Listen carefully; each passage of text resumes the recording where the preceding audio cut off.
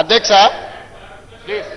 BC commission కి ఇచ్చిన GO అయినా లేకపోతే డెడికేటెడ్ కమిషన్ కు ఇచ్చిన జీవో అయినా బలహీన వర్గాలకు 42% రిజర్వేషన్లు ఇవ్వాలన్నదే ఈ ప్రభుత్వం యొక్క ఆకాంక్ష, చిత్తశుద్ధి అధ్యక్ష. అందుకోసమని ఇప్పటి వరకు కలిసి రాలే.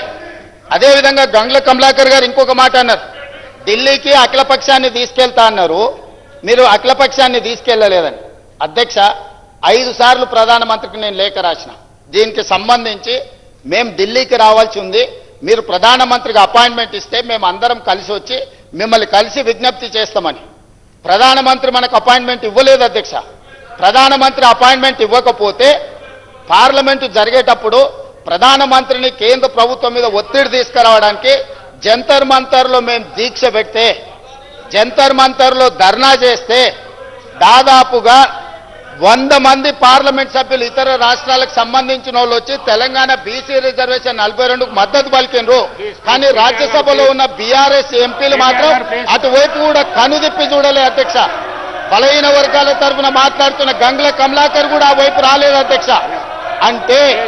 అంటే వాళ్ళ పార్టీ నాయకుడు బలహీన వర్గాలకు 42% రిజర్వేషన్లు ఇవ్వడానికి సిద్ధంగా లేరు, వాళ్ళకి చిత్తశుద్ధి లేదు. ఇవాళ కూడా ఈ గందరగోళం సృష్టించి బలహీన వర్గాలకు సంబంధించిన రిజర్వేషన్ల బిల్లు ఆమోదం చెందకుండా ఒక అబద్ధాల ప్రాతిపదికన ఈరోజు మాట్లాడుతున్నారు అధ్యక్ష. అందుకే ఇలాంటి వాళ్ళకి కనువిప్పు కలగడానికి ఫిబ్రవరి 4 ప్రతి సంవత్సరం సోషల్ జస్టిస్ డేగా నడుపుకోవడానికి ఇదే సభలో మా మిత్రులు పొన్నం ప్రభాకర్ గారు తీర్మానం ప్రవేశపెడితే ఆమోదించిన అధ్యక్ష.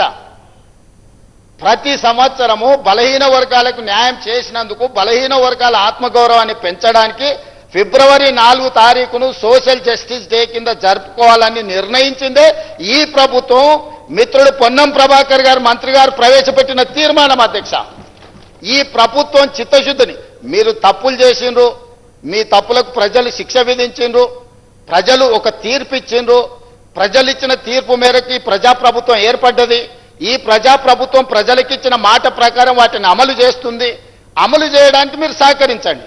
ఒకవేళ మీరు సహకరించము, మీ బుద్ధే మారలేదంటే మళ్ళీ ప్రజలు మళ్ళీ ఒక తీర్పు ఇస్తారు. ఆ హోదా కూడా మిగలదు చివరికి. కాబట్టి దయచేసి వీళ్ళు రాలే వాళ్ళు రాలే, అంతకంటే ముందు రాహుల్ గాంధీ గారు ఏం చేసిండ్రు, ఏం మాట్లాడిండ్రు, ఏం హామీ ఇచ్చిండ్రు, ఏ నిర్ణయం మేరకు ముందుకెళ్తున్నామో వీళ్ళు మాకు సూక్తులు చెప్పాల్సిన అవసరం లేదు అధ్యక్ష. వాళ్ళ నాయకుని మొదట సభలో వచ్చి కూర్చోమనుండ్రు అధ్యక్ష. రాహుల్ గాంధీ వచ్చిండా లేదా, రాహుల్ గాంధీ ఆదేశం లేకుండా రేవంత్ రెడ్డి గారు ఇక్కడ ఈ నిర్ణయాలన్నీ చేస్తాడా అధ్యక్ష? ఇంత ఇంపార్టెంట్ చర్చ జరుగుతుంటే బలహీన వర్గాలకు న్యాయం చెయ్యాలని 100 సంవత్సరాల నుంచి జరగని కులగణన తెలంగాణ రాష్ట్ర ప్రభుత్వం చేసినందుకు ఏది ఏమైనా రాజకీయాలను పక్కన పెట్టి ప్రధాన ప్రతిపక్ష నాయకుడు చంద్రశేఖరరావు గారు వచ్చి ఒక మంచి మాట, అయ్యా మేం చేయలేని పని ప్రజాప్రభుత్వం కాంగ్రెస్ పార్టీ చేసింది, నేను అభినందిస్తున్నా అంటే వారి పెద్దరికం పెరిగి ఉండేది కదా అధ్యక్ష. వారేమో రారు, ఇక వచ్చిన ఆయననేమో గిట్లున్నాడు, ఎట్లున్నాడో మీకే కనిపిస్తుంది ఆ పైనుంచి. ఇట్లాంటి వాళ్ళందరినీ ఇందులోకి దోలి తాను చెడ్డ కోతి అంట వనమల్ల చేర్చిందంట. అట్లనే ఉంది ఈ వ్యవహారం. కాబట్టి ఇప్పటికైనా మిత్రులు గంగ్ల కమలాకర్ గారికి నా సూచన, ఈ ఒక్క విషయంలోనన్నా వాళ్ళ ఒత్తిడికి లొంగకు. ఏమైనా మంచి షెడ్ ఉంటే నేను చూసుకుంటా, నువ్వేం వాళ్ళకి భయపడకు మిత్రమా. మంచి షెడ్ ఏమన్నా ఉంటే నేనున్నా, మనం పాత మిత్రులమే కదా, నీకు తెలియదేముంది. వాళ్ళ ఒత్తిడికి లొంగకు, వాళ్ళకి ఇష్టం లేదు.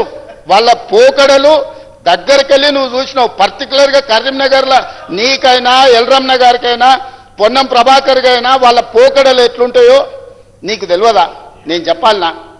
కాబట్టి దయచేసి తెలుసు కాబట్టే ఇక్కడికి వచ్చిన, లేకపోతే ఎట్లా వస్తాను నేను? నాకు చాలా బాగా తెలుసు కాబట్టే కరుగాల్చి వాత పెట్టి ఇక్కడ వచ్చి కూర్చున్నా. ఇక నా గురించి కాదు చర్చ. దయచేసి నేను అందరికీ నా విజ్ఞప్తి ఒకటే, ఇదొక మంచి ఉద్దేశంతో తీసుకొచ్చిన బిల్లులు. అందుకోసమని రాజకీయ వివాదాలకు తావు లేకుండా, మీరు ఆరోపణలు చేయకుండా మీరు సూచన చేయండి. తప్పకుండా ఆ మాట ఆయన అధ్యక్ష అధ్యక్ష ఆ వెనకాల గట్టిగా అరిసేట ఆయన కూడా ఆయనే అధ్యక్ష, ఆసోపతే. అందుకే ఆయనకి ఇష్టం లేదు, ఆయన కూడా అందుకే అట్లా అరుస్తున్నాడు అధ్యక్ష. కాబట్టి అధ్యక్ష అది కల్వకుంట్ల కాదు అధ్యక్ష, కలవకుండా ఉంచడం అన్నమాట.